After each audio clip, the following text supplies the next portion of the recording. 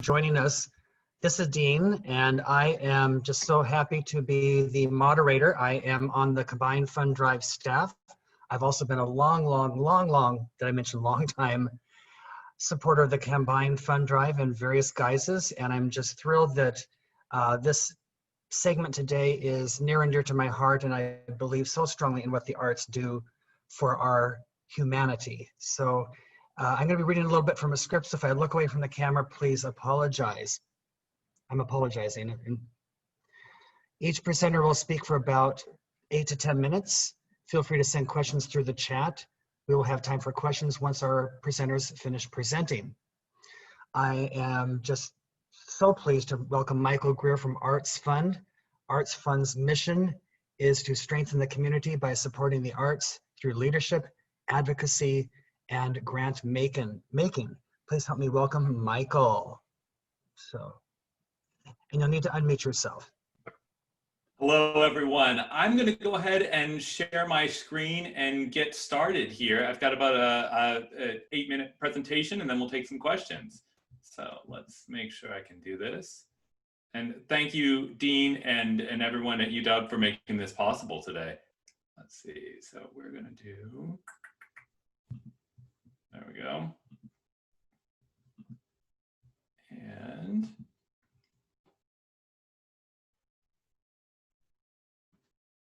I think we're loading up. Are we good? All right. Well, thank you, everyone. My name is Michael Greer, and I'm the president and CEO at ArtsFund. And I just want to talk a little bit today about ArtsFund and about how we see arts and culture as a tool and the narrative around arts and culture that we're discussing. So who is ArtsFund? Dean was kind enough to lead with our mission, but our main pillars are leadership, advocacy, and grant making. Through leadership, we host programs such as our board leadership training, which brings together executives from across the region and basically teaches them what it means to be on a board and how to support their communities through board work. Our advocacy work spans both local, statewide, and federal conversations with elected officials about the importance of arts and culture in our communities. And through our grant making, last year, we actually gave out over $5.5 million to organizations within the greater Puget Sound region, particularly in this time of COVID and this time of real need. So it's those three pillars that ArtsFund stands on in order to progress our mission. And today I wanted to just talk a little bit more about broadly how we consider the arts and what it means to have arts in our community. So I wanted to start with James. James is from Indiana, and James has struggled for years with addiction and housing insecurity. And James is also an incredibly talented writer, an award-winning writer. And James came to write and came to arts and culture through an organization that we at ArtsFund support called Path with Art. Path with Art empowers individuals that are facing addiction and homelessness and other traumas through art and culture. James said something incredibly powerful to me the last time I spoke to him. He said, you know, Michael, when I'm writing, I don't feel any pain. And I think that's true for James, and I think it's true for a lot of us. And James is an example, and I hold him up as an example of the power of art on a very individual and personal level. And there are many anecdotal stories about how arts changes lives that I'm sure you've all heard or experienced, and the way that art has social impact. But there's also a large set of data that supports these stories. Arts and culture are an economic driver. We contribute over $800 billion annually to the economy, and locally here in Washington, we add over $44 billion to the state's value add. And that 5 million in primary jobs is roughly 1 in 40. So you can think of it the next time that you're at a restaurant, a couple people in there have their primary livelihood is from arts and culture. And that's the type of impact that we have on our communities. In terms of community health, it is a well-known fact that arts and culture have a positive impact on educational attainment. which has an impact on graduation rates, which has an impact on incarceration rates. And so there's a direct connection between the value of arts and culture in our youth and future community impact. In addition, and really relevant in today's COVID world, is the idea of arts and culture and behavioral health. We know in our social impact study that we did a couple of years ago, we found that at least 45% of medical institutions nationwide had some type of arts and culture therapy or recovery program. And in conversations that we're having with a lot of behavioral health professionals right now, we're seeing that it is increasingly important for people to have access to arts and culture in their world as they're feeling more isolated and distant from the rest of society. So what does this mean? I think the previous slides have really talked a lot about the anecdotal evidence and the quantitative and qualitative evidence around the value of art and culture in our communities. But the real question then is how is this being funded and how is this being supported in our communities? And you can see that, using the federal allocations to the NEA as kind of a proxy for our appetite for support on a federal level, arts and culture has been on a consistent decline since 1979 as a percent of our federal budget. And it is really a precipitous and just kind of a relentless decline. And it's really important to see that in nominal dollars, $162 million were allocated to the NEA in 2020. And that's the same amount of actual dollars that were allocated in 1984. And I'm assuming many of you were not around in 1984, but just to give you an idea of what that was, the median household income at that time was $22,000 and a movie ticket was $3. And so we have effectively lost, nearly a third of our purchasing power in that allocation.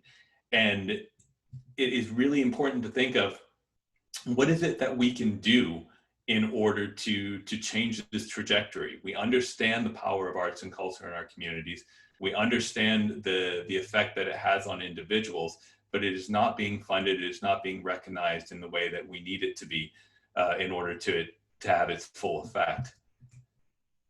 So what can you do? You can give. This is incredibly important. Over 20% of funding to the sector comes from individual contributions. So to anyone that is out there that is giving $5, $10, $50 gifts, please understand that in aggregate comprises a huge amount of the funding that goes to this sector. And so if you have an individual organization that you support it, continue to support it through these times. And if you don't, or you're looking at a more broad support of the sector, consider a group like ArtsFund. We support over 120 organizations throughout the greater Puget Sound, and one gift to us kind of goes to all of those organizations. But regardless of where you give, please give, because it is an important part of the support of our sector. In addition to that, advocate. 6.7% of arts and culture funding comes from local, state, and federal allocations. That is a very, very small amount. At 6.7%, we really need to be in our legislator's office, call, write, and most importantly, give to candidates that support the arts. And when you give, let them know why you're giving. Let them know that that the arts and culture are important to you, and they're important to your community, and they're important to the people that are close to you. And most importantly, I say lead. This is a little trickier, but say normalize art and culture in your own spheres of influence. Talk about arts and culture with your family. Talk about it with your friends, your neighbors, your classmates. Make it a part of your everyday conversation. Next time you're about to go watch something on Netflix, or when we're back out into the communities, put on a ballet instead, or go to a local theater. That whatever it is, make it a part of your everyday community and acknowledge that arts and culture are a part of your everyday life, because it is there, it's supporting you, it's supporting your community, and it will be there for you whether you know it or not. So that's really all I have for this presentation, but I'd love to take some Q&A either now or later in the presentation.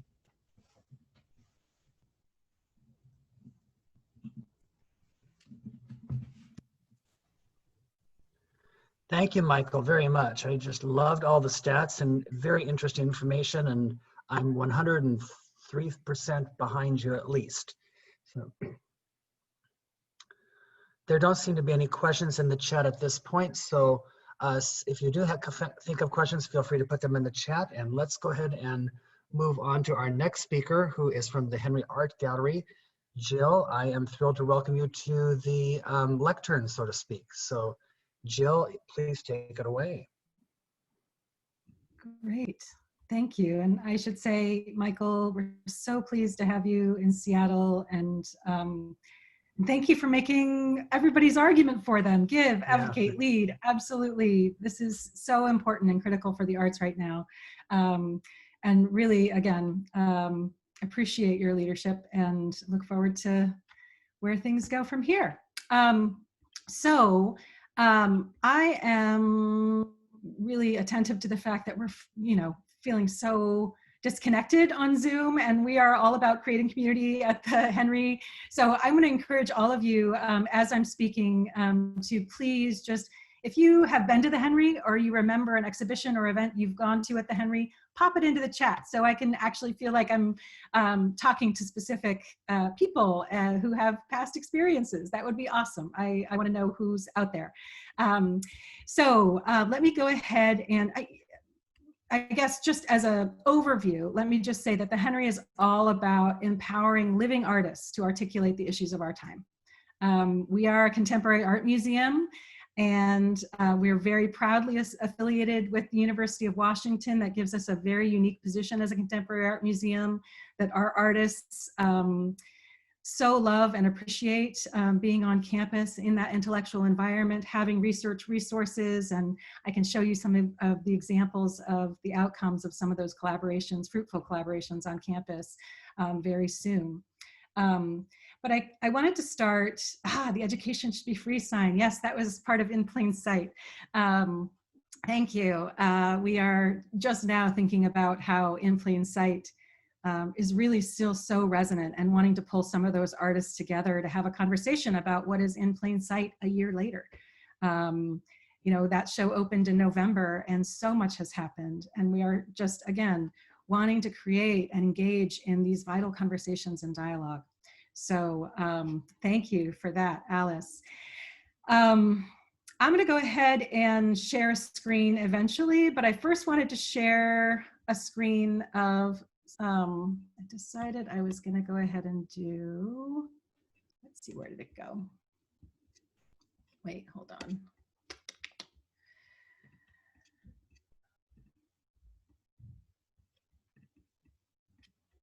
Sorry about this. I wanted to start with a conversation that happened yesterday, just because we are so hyper contemporary in the way that we work, and there's so much happening right now with the election, and so many questions that come up. I had a really fruitful conversation with a colleague yesterday, and it ended up becoming a social media post because I asked her if I could quote her on why art matters at times like this. I just wanted to read that to you as a way to start today. It felt appropriate.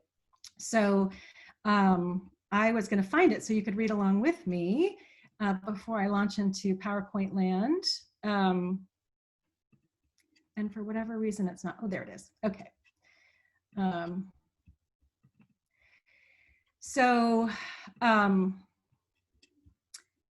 She was saying, I often feel hopeless, ineffectual. So I try to go back to where I first took an art history class in high school, and the revelatory moment of seeing that art could be a way for me to live and to matter. Art includes everything. It is politics, science, nature, social experience, history, math, magic, and beauty. It can be everything about being human, who we are, where we learn, and how we live. That for me is still worthwhile, still somewhere I can find belief. And again, that's my colleague Shameen Momin, Director of Curatorial Affairs. So part of our vision is really helping everyone be able to find these new possibilities in the world and in themselves through art, and finding different ways and different access points to provide that to students who are in grade school, to people who have very sophisticated collections, to people who have never gone to an art museum before in their lives. we are committed to allowing contemporary art to be in conversation with a multiplicity of voices and to represent a multiplicity of voices. So now I'm going to go ahead and share my actual slides. I just felt like I wanted to share that because it felt so timely, and it is about why art matters, and it is key to what we do. So I am also going to make sure that I stick to 7 minutes so that there's plenty of time for back and forth and questions, because I really value that. So we are all about generating new ideas and commissions. As I said, we are hyper contemporary. Most of the work that we show hasn't even been created yet. So that takes longer. It takes a long investment, and it takes a commitment to the artists and their process. And it's also why being on a large research university campus is a huge asset. And I think it provides a lot of stimulating dialogue for our students and faculty as well. So I should say that we are not open this fall. We made a conscious decision not to be open. This is really about being conscious of the fact that, you know, our patterns of movement have really changed. Our world is changing so rapidly. We felt like we wanted to step back and look at what we had planned for the fall and think, you know, we were going to invest a lot of big money in these commissions right now. Is this the right time to do it? Or should we be investing in more artists who are struggling right now, local artists, and provide them ways to not only kind of sustain their livelihood, but to be in conversation with us and with one another about what is happening now. So we decided to really focus on public art projects this year. This is going to be one of them. You'll start seeing on buses in December through February. We'll be having, we're in partnership with a lot of organizations across Seattle. This is one partnership with On the Boards. We are going to be having a film series of contemporary art films. I mentioned engaging in open dialogue and vital conversations. We are doing that through Bugs and Beasts Before the Law. We had 80 people show up to a conversation about is justice a process or an outcome? They were artists, they were lawyers, they were scholars. Really, really fascinating conversations. There's 2 more opportunities to participate in those conversations virtually on the 11th and the 3rd. Really, and there's an incredible website too. If you go to our website, you'll be able to look at the microsite. There's lots of essays. This November 11th event that's coming up is going to be led by Nicole Fleetman, who recently published a book on art in the age of mass incarceration. So this idea of personhood around art for incarcerated folks. And we're doing some partnerships around Seattle and with the Washington Correctional Facility, Women's Correctional Facility, in concert with that. I'm not able to advance right now. Here we go. Some of you who are maybe on campus may have passed our newest installation, which is actually on the exterior of our building. These are posters representing folks who are seeking asylum right now and are in the Tacoma Detention Facility. If you hold your phone or camera up to any of these QR codes, you will hear and read their stories. It's important for us to be amplifying the voices of many, and this seems like an important message. It's also really important right now, it feels like, to be thinking about how we are doing that and amplifying that. And the last thing that we're really focused on in our fundraising is advancing education and equity through the museum experience. We just launched this year's Art Ventures with Alicia Mulliken last weekend. And for Dia de los Muertos, we did a family workshop on ancestral dance. These are just some examples. We have a reframe series as well that basically allows people to talk about the collection with one another. And they're well-curated groups of works, probably about 10 to 12 each time. And it's a very casual conversation. Again, there are people who, you know, don't know who Cindy Sherman is to, you know, have one on their walls, you know, like who are in conversation with one another about what's going on in those photographs. Yeah, we're trying to create lots of different conversations in the community. And eventually, in early 2021, we'll also be doing that in our galleries again, and look forward to doing that. Let's see, why can't I stop share? There we go. So would love to just see if there are any questions. I've just got maybe 1 more minute left. I see that there's, oh, I didn't see Panoptos. Cool. Nice. Oh, I love to hear that. Oh, definitely. If you're a lawyer, you should, yeah, if you're, or kind of into, please pass along the Bugs and Beasts colloquium with your lawyer friends and legal scholars. It's a very interesting program. All right, well, that's it for me. I'm open to hearing questions when when everyone's done. Super, Jill. Thank you so much. I am charmed by one of the things on your website that says your founding principle is that art expands hearts and minds. And it seems like you're doing a fabulous job of that. So thank you. Thanks. Next, we're going to hear from Caroline Rensel from the School of Drama. So Caroline, the floor is yours. So please take it away. Thank you, Dean. All right, let me get this PowerPoint up. Let's see. All right, and let me close the chat so I can see some faces. Hello, everyone. I'm really honored to be invited to present today. We're a little different from some of the other nonprofits in this group in that we're a school at the University of Washington. But my hope is that if many of you are UW employees and are not familiar with the School of Drama, that you might learn something and become more interested. And we have lots to share. So let's get started. So first of all, our mission is to develop innovative and courageous artists and scholars poised to be the creative leaders of tomorrow. So I see our department in sort of 2 ways. We have an academic side and we have a public-facing presenting organization side. Within the school, my title is Constituent Relations Officer. So I get to do a lot of event planning, alumni engagement, fundraising, and kind of supporting the broader marketing efforts of the school, which include our productions. So I'll talk about our public-facing season and productions a little later, but I first wanted to share, just because it is so essential to who we are, about our academics. So we offer an undergraduate degree and several graduate programs in drama.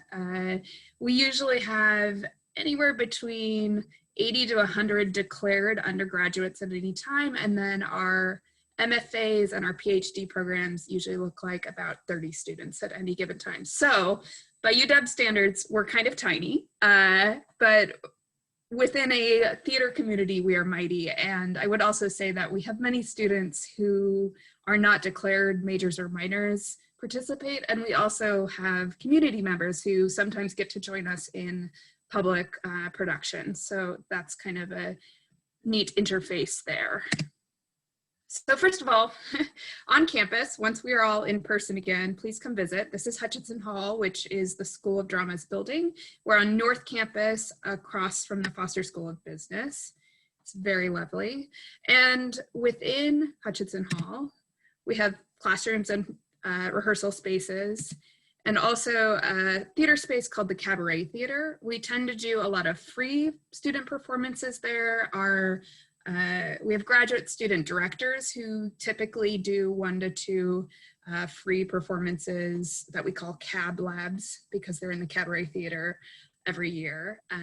So that's something to keep an eye out on, as I would say, kind of a low stakes way to come to something for the first time at the School of Drama. We also have a facility called the Jones Playhouse, which is located on the Ave. The Jones is a magical space. It was formerly actually the home of the Seattle Rep, and the University of Washington purchased it, acquired it in 1950, and within the last 2 decades, it has undergone a major renovation. And if you're interested, I think it's interesting. It's a 3/4 thrust stage, which means we have audiences sort of on 3 sides.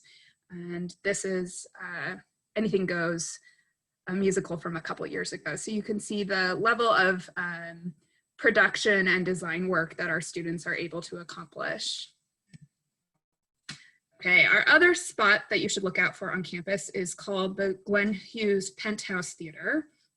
Glenn Hughes basically started the School of Drama at the University of Washington. He, I believe, came to the school in about 1920 to teach dramatic arts within the English department, and by 1940 had petitioned successfully to create its own department of drama. And so this building is named after him. It's the first purpose-built theater in the round in the United States. So what that means is you have audience on all 4 sides of the stage. It's really beautiful. It actually moved across campus in 1991. It used to be down closer to the water. Now it's up on North Campus with Hutchinson Hall. So all that to say about these beautiful spaces that we are not in this year. So what are we up to this year that you can get involved with? Our season this year, I think, is aptly named The Now and the Here. It is a rapidly evolving creature, so much so that I have this image in here that I decided to keep because you'll see that the first 2 productions in our season are called A New Devised Work. That's because we still don't know the name of the second one. The first production, which we actually just put up last weekend, was called So Far So Good, and I'll talk more about that. But we essentially are programming a season of online theater for our audiences and to give our students performance opportunities. So it's truly a brave new world of theater creation. Yeah, and there are some exciting things happening this year. We have a mix of classics like Rosmersholm by Ibsen and Accidental Death of an Anarchist, which I would call a more contemporary classic, some Shakespeare, and a lot of devised work. And I'll talk a little bit more about that in a second too. So this is a shot of the interior of the Jones Theater this last weekend as 5 of our production staff produced So Far So Good, our first show of the season. So Far So Good, as I mentioned, was a devised show, which means that the students who were all our graduate student actors, along with a faculty member director and a graduate student designer, created entirely this production, including the script, the words spoken, how it was ordered. They did a combination of filmed and live performance. And so these folks in the theater this weekend were actually stitching the performance together. So kind of, if you think about like a DJ mixing, that's essentially what they were doing, is controlling who is on screen. So we didn't have kind of a Zoom grid, although that is what the image on the screen in the theater is in this photo. They kind of were able to control who you saw at any one time and then kind of integrate video elements. It's new, it's different, and I hope that the students got a lot out of it. The feedback I've been getting from our audiences is that many people were terribly intrigued by it. Many people were really moved to get to experience art of any kind after 7 months, so that's wonderful. We also heard from a few folks who said, this is weird and not for me. I like it when you do, straight Shakespeare, but we also get that feedback a lot, I would say, so nothing new there. Yeah.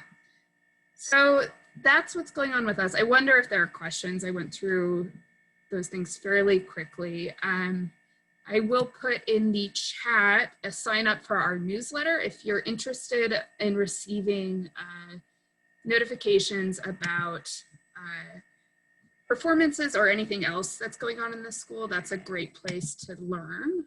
I'll just hit enter. There is a question in the chat, and I think before we get to Carrie from PNB, I think any of you can answer this, Michael or Jill or Caroline. The question is, how can we support artists who are hurting financially during the pandemic? I'd love to be able to chime in on that. And just there's multiple ways. Give to your specific organizations, because they are the ones that are really cutting their budgets and are being forced to furlough or lay off artists right now. And then there are organizations like Artist Trust that does specific outreach to individual artists. But there is no lack of need in the sector, and anywhere that you can give and that you can put your contributions will directly help artists, because it is the art that these organizations are trying to keep alive and on stage. So I would say there's close your eyes and throw a dart, and it will help somebody, because there's that much need in the sector right now. Perfect. Thank you, Michael. Thank you.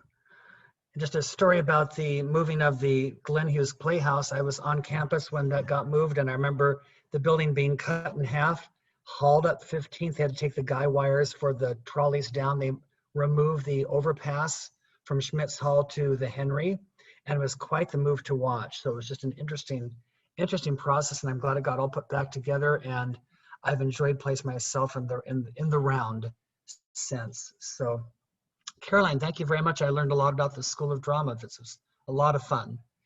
So now it's my pleasure to introduce Carrie from PNB. As I've mentioned, ballet and dance is dear to my heart, and I'm looking forward to hearing how PNB is doing and etc. So Carrie, please take it away. Thank you. Thank you so much. It's my pleasure to be here today. I'm going to share a presentation with you, and I wanted to present to you PNB by the numbers, not necessarily dollar numbers, but the people who are involved with PNB. So I'm going to go ahead and share my screen with you. So who are we? A lot of you may be familiar with Pacific Northwest Ballet. We are pre-pandemic versus post-pandemic. So pre-pandemic, we were a $27 million performing arts organization, and we are a $5 million dance education organization. We are one of the largest companies in North America. We are your ballet company. We are also an internationally recognized dance education school. So our school is also a large part of our organization. We are 46 professional dancers that you see here on your screen. Behind these dancers are many, many, many people that make this art form come alive. And what it takes to put a production on stage takes several human beings that are in this organization. We are all inspired by this art form, and I want to take you through some slides. We do have some physicians on staff. We have some conditioners for our dancers. It takes a lot of physical therapy to make sure that they are in the tip-top shape of their life. They are professional athletes. We have 3 ballet masters that work with them, and then we have 1 company manager, and we also have more than 30 pianists that perform with them live for rehearsals, company class, as well as our open class, which we teach classes to the public, if you didn't know. We also have an in-house costume shop. Not a lot of ballet companies have a costume shop. We're very lucky to have seamstress, wardrobe professionals. We work with costume designers from around the world, as well as local costume designers. There's always something fun and exciting happening in the costume shop. It usually takes about a football field worth of tulle to make a tutu. And so they have tulle by the yards and yards and yards, and you can see all of this happening in the building that we work, which is in the Phelps Center at Seattle Center. It's all in-house, so it's really inspiring to walk down the hallway and see our costume shop preparing all these pieces for our dancers to wear. And there's nothing like a dancer wearing a costume that was made for them. It just adds so much to their performance. It actually gives them a boost of confidence, I've been told. We're also very lucky to work with set designers, carpenters, electricians, lighting professionals. This is Ian Falconer, who did our Nutcracker. He designed our sets and costumes, and here he is perfecting the mouse head that went to stage and is one of the cutest, most adorable costumes he made. We're all very fortunate to work with people like this. Our executive director, Ellen Walker, and artistic director, Peter Bull, they have big dreams and they make them happen, and they bring in choreographers and set designers and costume designers from all over the world. It's really a treat for all the employees to be able to get to work around and meet, as well as the dancers. I'm going to go ahead and let you know that we do have a live orchestra. This is also a very rare thing for a ballet company to have. Our orchestra is about 59 people that we employ. They play 6 reps in our season, and then they also play about 38 Nutcracker performances. So you can imagine after the pandemic hit and we are no longer performing in McCall Hall, these musicians suddenly do not have performances to perform, and they are our own orchestra. They're not parsed out from the symphony. And so it's been quite a drastic hit for these artists as well. We're lucky to be residents of McCall Hall. This is after the pandemic hit, March 13th. I'll never forget the day. I thought we were going to be home for 2 weeks. And here we are 8 months later. That last night, we were about to open our 3rd rep of the season, and we are lucky to have an in-house videographer who is able to record our dress rehearsal and then put it online for our patrons to see in a digital platform. So the lockdown happened, and then everything shifted. We had to come up with new ways of thinking, new ways of performing. We had to really collaborate, and we had to move fast. There was no time to be wasted. Within 1 week, we decided that we needed to hurry up and get a relief fund on our website. It has since been changed to our future fund. So we got everything online digitally, collaborated, worked really hard. It was really important for Ellen and Peter to make sure that health benefits and salaries were maintained. And so our relief fund at the time was to maintain our staff. Our marketing and development teams actually work as one. We work under an umbrella called the revenue team, and it has knocked down this wall that normally exists between a development and a marketing team. And now we're all fundraisers under this, and we have more access to like online fundraising, and they have more access to advertise within our solicitations and such. And so the collaboration that happened, it's only been about 1.5 years since we combined the 2 departments, and has made a huge difference in our organization, especially now that we have to all think outside of this box. When the pandemic hit, we lost about 60% of our season. So we had to reimagine everything. PMB's community, including ArtsFund, helped turn one of our most devastating moments in our 48-year history into an opportunity to be creative and forward-thinking. And so we have created Dance Happens Everywhere, a digital season. Peter Bull had to reevaluate our whole season and figure out who he could bring in as choreographers and what we could actually perform on the stage. Everything had to be pared down to a solo or 2 dancers instead of all 46 dancers. Not all of the dancers are comfortable coming back to work, as you can imagine.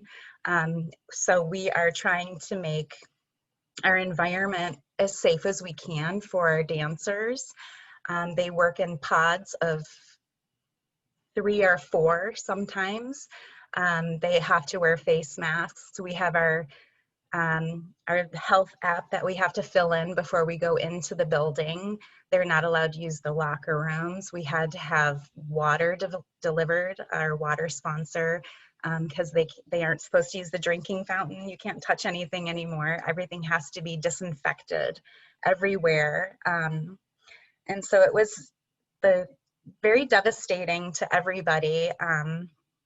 We're trying to move past that and look at the bright side, because this is an opportunity to sort of reinvent ourselves. And it's working. Our donors are really happy with what they're seeing. We're getting really great feedback from our patrons who are subscribing to our digital season. We haven't lost a significant amount of our subscribers.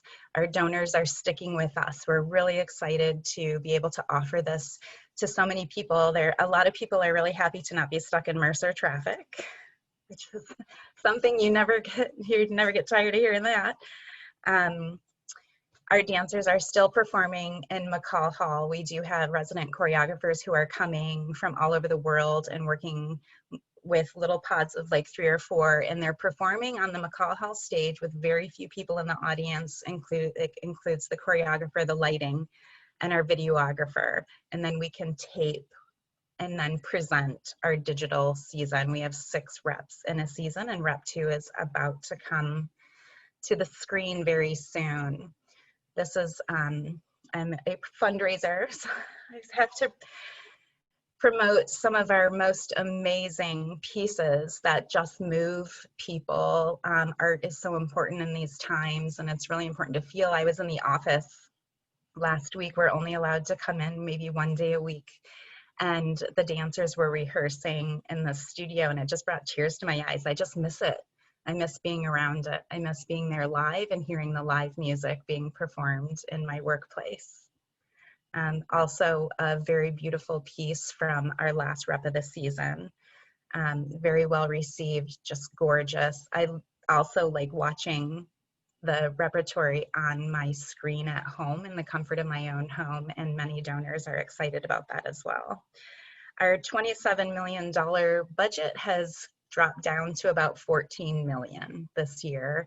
Normally 70% of our sales are from tickets and 30% comes from fundraising. And now we actually don't have that 70% revenue coming into the organization.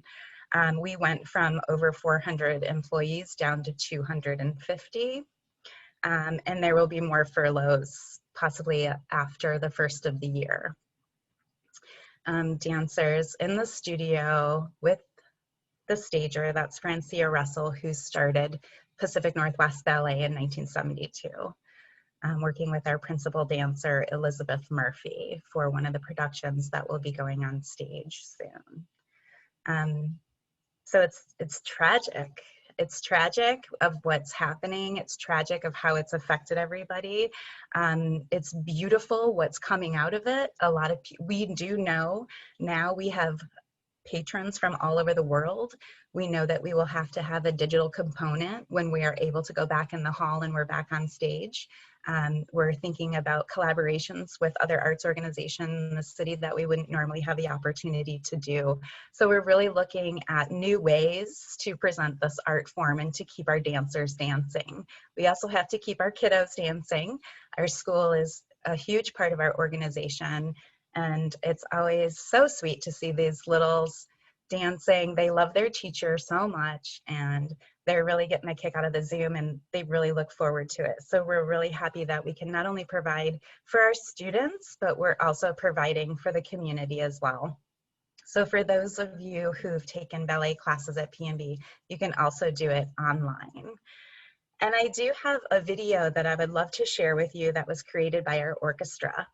And it also has some dancers on it. And I'm gonna try my best to share this video with you. Hopefully. I don't know if I'm gonna be able to do it.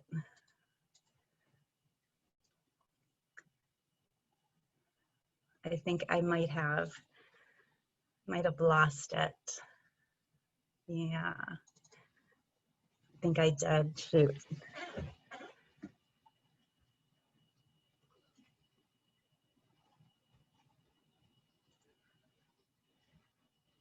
Okay, now.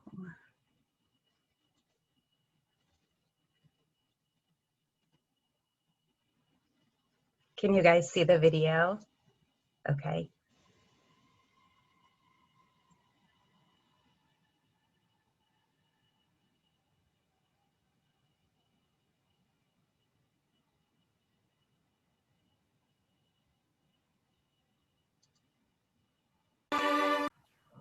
Oops.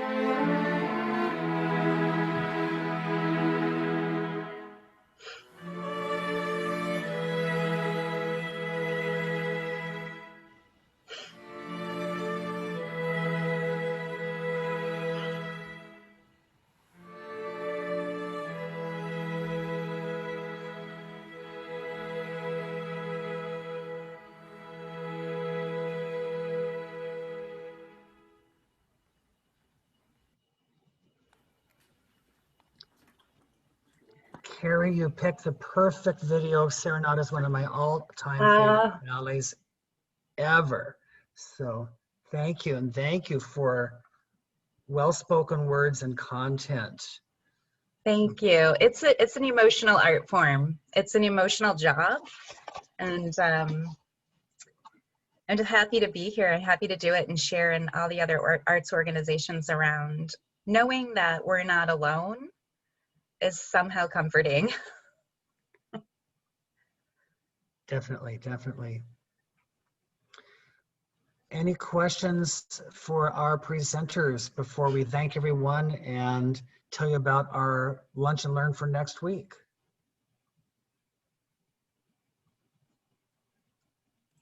Brady had a question in the chat. Yeah, I had a question. It was just kind of like myself, I have no background in arts. I'm sure there's a lot of people in the country that just I didn't grow up necessarily super artistically. I don't really have any artistic talents, and so how do you get people like that to watch these videos or understand the importance of arts on society? That is such a really good question. I know we actually advertise through social media a lot. It's a lot of word of mouth. It's a lot of advertising. We attract people who are into the ballet because of the music. They're into it because of our extreme athletes. They're into it because their child has done it. The Nutcracker is kind of our gateway performance. A lot of people come as a family tradition to see the Nutcracker. That's a really great question, and it's a really hard one. And I think I am an artist. I have an art background. And so for me, I was naturally drawn to the organization. But it's really interesting. The Nutcracker is definitely one that brings in a lot of our brand new donors and how they're introduced to the ballet and dance, a lot of the music, a lot of the contemporary. It's hard for us to crack the younger generation and to bring them into the art form. We're working on it. And Carrie, I'll just kind of piggyback on that. Brady, this is part of what I was getting at as far as normalizing it. If we look around at what you do every day and how that began, maybe some of it started because you played sports as a kid, or your mom or your dad took you to something when you were young. But there's also all of these things that are around us that we just we heard about from a friend, or we saw on TV or on YouTube or wherever it is. And I would say, just don't be afraid. Plunge in. There's nothing there, and that's part of the normalization conversation. If you see something on PMB or something for the Seattle Shake or something like that, just click on it. Spend 5 minutes. If you like it, great. If not, go on to the next one. But normalize it the same way you would when you scroll for endless hours on YouTube at night, before bed, saying, is this interesting? Is that, do I really care about medieval, whatever it is, whatever it is that you do that with art as well. And just spend a couple minutes with it, and I guarantee you will land on something that engages you. And then when you find that, go with it. There's an endless opportunity to get engaged and get involved, and everybody that's on this call today wants you to be involved, right? And so take them up on that, and they will they'll hold your hand as you dive deep into it. Excellent. Thank you, Michael. Thank you, Carrie. I was just going to say, I think there's also something to be said about making the arts less foreign earlier, because I didn't grow up in a house with art or books, and I'm a writer who works in an arts organization. Like, how did that transformation happen? It's because, in school I was taken to the symphony. It's because in college I happened into an art gallery, and I thought, I had the moment of saying, this is art. And that for me was like, oh, art can be anything. Art can be so many things. And having that moment, or allowing ourselves to, allowing opportunities for kids to encounter things by surprise too, is really important. I just want to kind of put in a plug for the arts educational aspect of what we do in all the organizations, because it has also been systematically defunded by the government. I can speak from my own experience. I remember in the 5th grade, I was born in Seattle, but grew up on the east side, being hauled into the old opera house to see a couple of operas, and they kept the sets, the legs up, the curtains up, and we saw the sets being changed and all that stuff. And it was enchanting and wonderful, and we were all captivated. So, and then the symphony used to tour to schools and do family concerts in gyms and that kind of thing. We would go to, so there are lots and lots of ways to be exposed and engaged by the arts. Carrie, there's a question for you. Have you seen any increase in novice dancers who are more likely to take up dance now that the space is virtual? Oh, that's an interesting question. We actually have our dancers who are teaching their own ballet classes and Zoom classes, and we actually had a collaboration with ArtsFund young patrons recently. We are seeing a little uptick. People are more comfortable in their homes. They're more comfortable dancing in their living room when they're a beginner, as to in the studio with other people who are professionals. Good. And I just wanted to point out that Caroline has put in the chat that she recommends everyone check out Teen Tix, which partners with 75 arts groups, including the Henry PNB and the School of Drama. Their mission is to introduce young people to the arts on their own terms. So something to check out. So, as a parent of a teen, I love that program so much. I think the best part about that, and one of the great cross sections with all of you today, is it points to the richness and the complexity of the arts, and there really is something for everyone. It doesn't just have to be dance or symphony or plays. Like there's so much there, and it's one of my personal passions. So I love you guys. Thank you for coming. I donate to Teen Tix through the UW Combined Fund Drive, so they are one of the charities that partners with us. So they're definitely available if you want them. Awesome. Thank you, Caroline. Good to know, Caroline. And here's a question for all the presenters. What are some upcoming events that we can attend?